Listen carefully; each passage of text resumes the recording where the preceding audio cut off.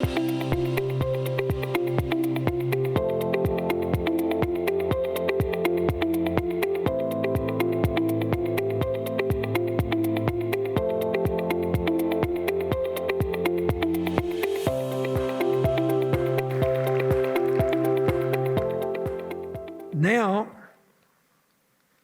we're going to start the panel, and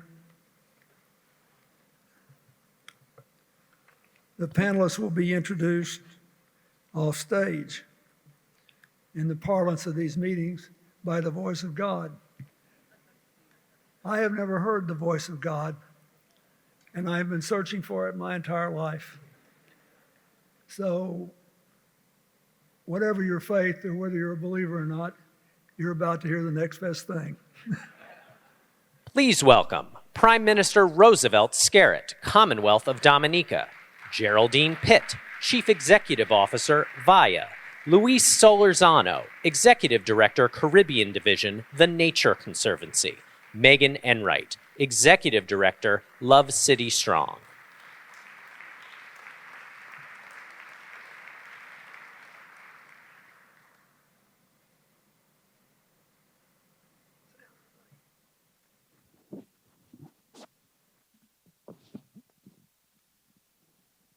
Well, first, welcome. Thank you all for coming. I have a couple of questions, and then I always find that if you have good panelists, it's a mistake to let your question get in the way of what they want to say. We have made, I believe, tremendous progress. We have gone to the Parliament of Dominica and enacted a piece of legislation to create CREED as a statutory entity. We have developed the national strategy. We've also put in place the national plan, and the plan has been circulated among stakeholders. We expect to get feedback from them within a couple of weeks or so. Once we do, then we will have it approved. We have been going through the process of recruiting the staff, so the CEO is in place, the Chief Operating Officer is in place, and a number of other very critical professionals have been recruited. I'm hoping that the advisory board, which is chaired by the Prime Minister, will meet next week to approve of the appointments of the staff. So Monday next week, God's willing, that will be done. The CREED has been going around and meeting various ministries because, you know, in the public service in these former British territories, you know, people like to hold on to the turf. And there's a lot of public service politics within those ministries. And so therefore you have to find a way of working and worming yourself through the public service and ensuring that you get the buy-in from the existing public service so that they can work with the CREED to ensure that we can implement this very important strategy. The commitments from the international community, where the financing is concerned, we have gotten tremendous help. I believe that especially from the World Bank has been exceptional. And of course yourself, Mr. President, and your foundation and your initiative. I mean, without you, I want to say that we would not have made such tremendous progress. And I want to say to the audience here that we have not had this commitment with the Clinton Climate Initiative since the hurricane. We have had this commitment since 2012, working on our geothermal, because we have set ourselves a goal in Dominica to be completely off fossil fuel to generate our energy. And we have been able to secure the last remaining financing from the World Bank to move to the next step of the construction of a geothermal plant for Dominica. And I think that is great news for us and great news for the Caribbean that we're making progress in that regard. I have to say, if you will indulge me, you missed one little opportunity to flex for your tourism potential, because I think it's the only Caribbean island where you can go and take a hot, steaming geothermal bath.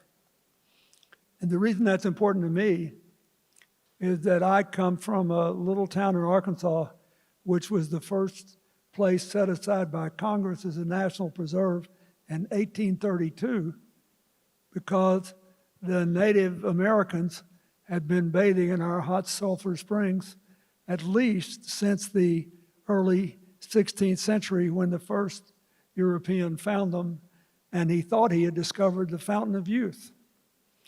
Alas, I'm proof that he didn't do that, but it's still a pretty great way to spend some time. So I would like to say that, seeing that you raised it, Dominica has the most centenarians per capita in the world.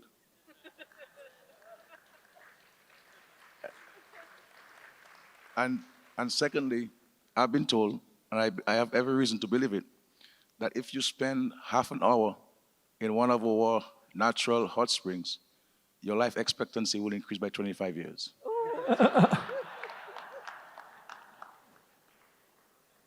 I thought you weren't a typical politician. There you are, exaggerating. 2 years after Irma and Maria, many families in the Virgin Islands are still navigating the complex process of recovery. They still are in need of disaster case management support to help them get the necessities that they need to go forward. And the long-term recovery groups on St. Croix, St. Thomas, and St. John have all taken on the responsibility of supporting disaster case management as it relates to families' recoveries. However, there is no coordination or reporting across the 3 islands. People have been extremely focused on their own island for very good reasons, and the case managers are at capacity, and therefore some families are not getting the help and support that they need. In 2019, Global Giving commits to provide the St. Croix Foundation for Community Development with a $250,000 grant to fund the Virgin Islands' 3 long-term recovery groups.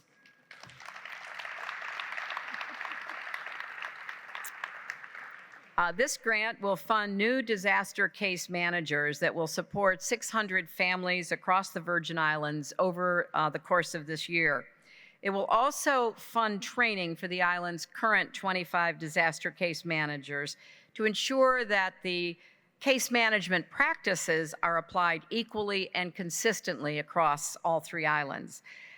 These disaster case managers will help families rebuild, access psychosocial counseling, transportation services, and other essential services as they continue to recover from the hurricane season of 2017, and equally importantly, build long-term resiliency for whatever may come in the future. So we could not be happier to be able to announce this commitment that we think is going to make such a difference across all 3 islands.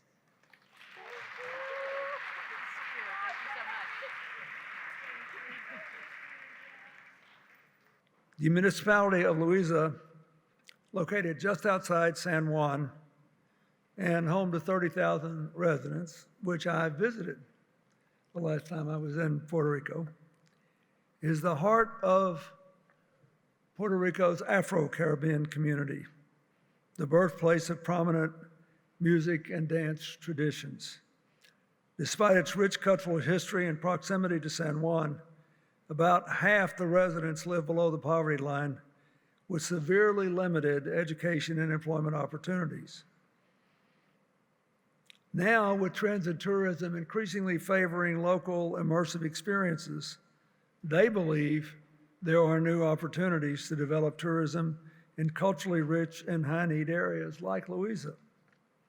So here's what he committed to do. TBL Tourism, in partnership with the Mayor of Louisa and the Inter-American University of Puerto Rico, is committing to develop a sustainably built social enterprise hotel and hospitality school to help transform the community into a tourism destination and improve local residents' livelihoods.